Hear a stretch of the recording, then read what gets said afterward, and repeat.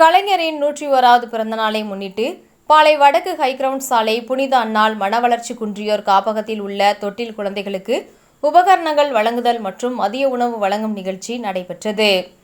நெல்லை மத்திய மாவட்ட கழக பொறுப்பாளர் DBM மைதீன்கான் கலந்து கொண்டு தொட்டில் குழந்தைகளுக்கு உபகரணங்களும் மதிய உணவும் வழங்கினார்.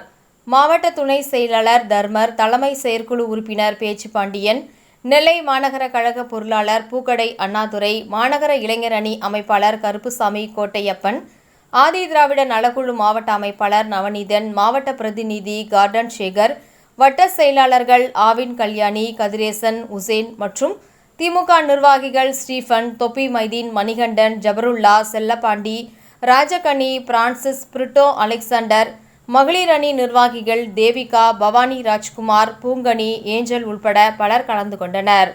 நிகழ்ச்சிக்கான ஏற்பாடுகளை 5வது வார்டு வட்ட செயலாளர் பத்மராஜன், தூய்மை பணியாளர் நல வாரியத்தின் மாநில உறுப்பினர் முனியாண்டி ஆகியோர் சிறப்பாக செய்திருந்தனர்.